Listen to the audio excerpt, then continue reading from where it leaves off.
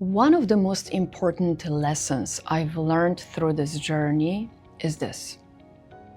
You are not what happened to you, you are what you choose to do next. In the last episode, I shared with you how I discovered the 80% blockage in one of my major heart arteries, the Widowmaker. What I didn't share with you is how difficult it was to actually get the test done. And I want to do it because it will help you save time, energy, and money. And hopefully, it will help someone who is watching this trust their own intuition. I have a very strong family history. My father, at the age of 48, was told that he had a coronary heart disease.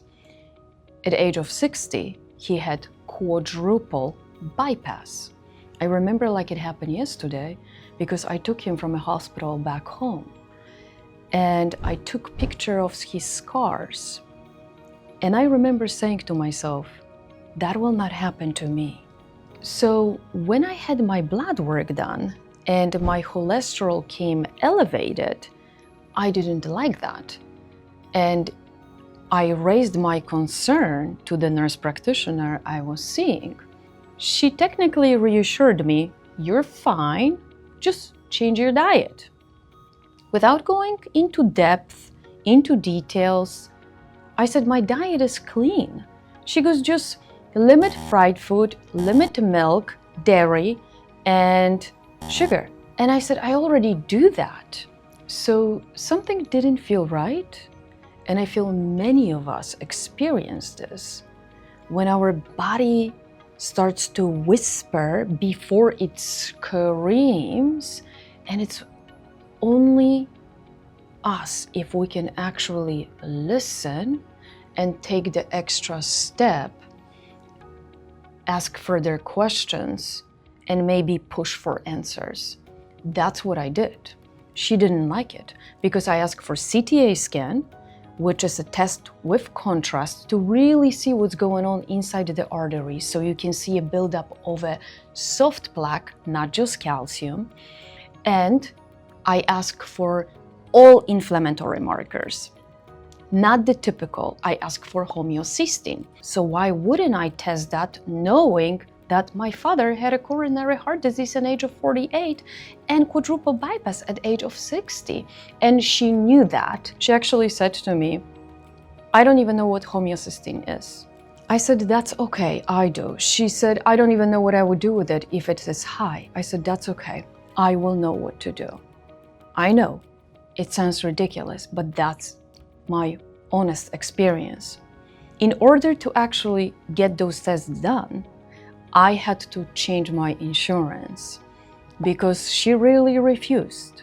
She didn't do it. She actually sent me a certified letter within days, technically saying that I am not welcome in that center and that they unfortunately cannot help me with the disease that I have. But in her eyes, I wasn't sick. In her eyes, I was fine. I just supposed to change my diet. She didn't like that I asked her for a test, that in her eyes, I didn't need it. Looking back, that decision may have changed my life. Because that test later revealed that my Widowmaker, the LAD artery, was 80% blocked. So that made me wonder, how many more people are out there that are being told that they're fine, that they should just go and change their diet without being actually asked detailed questions and taken serious and being allowed to take the further steps and actually do the tests that they requested, that they have insurance for. And even if they want to pay out of pocket, it is our heart, it is our health. We should be able to do that. This is one reason why I believe we need a larger conversation about prevention. We routinely discuss colonoscopies. We check mammograms, prostate. It's all important screening. However, cardiovascular disease remains the #1 killer of men and women, yet we don't check for inflammatory markers, or we don't check the arteries until we already have a problem or it's too late. I truly believe we should be paying much closer attention to our heart screening right after 40. Not from a fear, from awareness. Science and research already tells us that the age of 40 is the right time when things start to change. So why wait? Once the results came back and my cardiologist saw the major blockage in my artery, he immediately wanted to put me on a medication and put stent in. I understood his concern. It was a major blockage. It was scary. However, I asked for time. I said to him, give me 3 months. If I improve, I will continue. If I don't, I will listen to your recommendation. I genuinely wanted to take a full responsibility and see what my body is capable of doing when I will give it the full attention, energy, and support that I knew it needed. That decision started a journey that impacted much more than just my heart itself. I changed how I ate, not just what I ate. I changed how I processed stress. I changed how I started my day. I started to really pay attention to my purpose in life, how I communicated with my body and how it was communicating with me. And perhaps most importantly, it changed the relationship I have with myself. I genuinely like who I have become. There was one more lesson I learned and I want to share with you because it will save you money. It's the cost of the CTA scan. With insurance, you will pay close to $1,000, depending of course on what insurance you have. Without insurance, you pay $210 out of pocket. And even if you have insurance, you can pay out of pocket. Just embrace yourself with patience and make good arguments when you get someone on the call who says, hey, you have an insurance, so this is how much it's going to cost you. And you can say, no, this procedure I want to pay out of pocket. It's my choice and I have that choice. And either I will wait when the insurance expires and then I will pay out of pocket, or you will allow me to do it now. What would you like to do?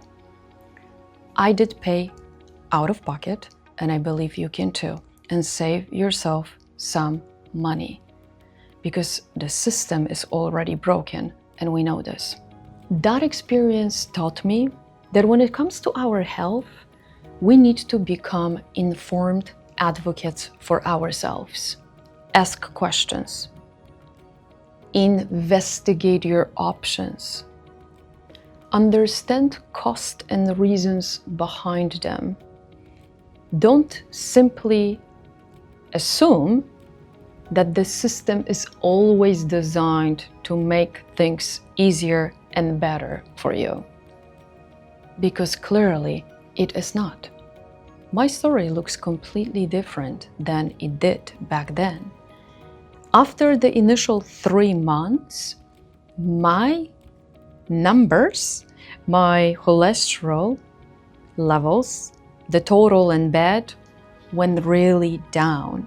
So my results spoke loudly that what I was doing and what I was giving my own body and my own heart was working.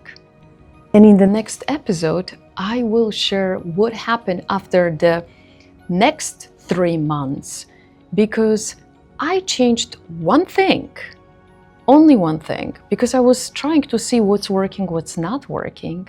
And it shocked me because my numbers started to go slightly back up. What I've learned just from those next 3 months raised my eyebrows about how much synergy matters in everything we do.